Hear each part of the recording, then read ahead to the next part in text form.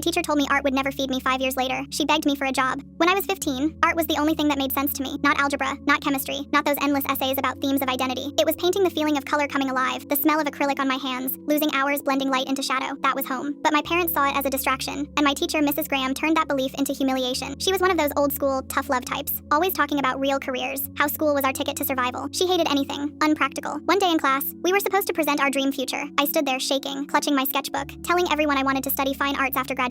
The room was quiet until she snorted. She actually snorted and said, "Oh honey, that's cute, but art doesn't feed you. You'll figure it out once you grow up." Everyone laughed. I wish I'd said something back, but I just stood there. My ears burned. After class, I went up to her and asked why she said that in front of everyone. She said, "Because I don't want to see you waste your potential on something that won't pay your bills." That sentence sank into my stomach and sat there for years. Since then, every time I felt tired or scared to keep going, I heard her voice, "Art doesn't feed you." I graduated, took a scholarship in design school, and worked 3 jobs to stay afloat. There were nights I wanted to quit deadlines, rejections, ramen for dinner, but every struggle added fuel. By 23, I'd landed a contract creating packaging for a new cosmetics brand that blew up online. One viral launch turned into dozens. Eventually, I built my own boutique studio. Small, independent, thriving. 5 years later, my team was hiring. We needed a content coordinator, someone organized, communicative. We posted the job listing. Guess whose name popped up in the applicant list? Karen Graham. I reread it twice. Same name, same city, same impossible credentials for her age. Curious, I called her in for an interview. She walked in looking almost exactly the same neat bun, that same no-nonsense tone. She didn't recognize me right away. Why would she? Back then, I was just some invisible teenager she mocked in front of 40 students. We did the small talk thing. When I asked, "Why do you want this job?" she said, "I've always loved creativity, and I'm looking for a career change." Something in my chest cracked into a smile. "Do you mind if I ask what made you leave teaching?" I said. Her jaw tightened. "Budget cuts. They don't respect educators anymore." I nodded slowly. Then I slid my business card across the desk. The name in big bold font, Maya Ellis, Director, Lumen Studio. For a second, she blinked. Then recognition hit. "You're," she started. "The kid with the sketchbook." I finished. She went quiet. I smiled politely. "I remember what you said about art," I added, "that it wouldn't feed me. Turns out, I've made a full career out of being hungry." Her face flushed. I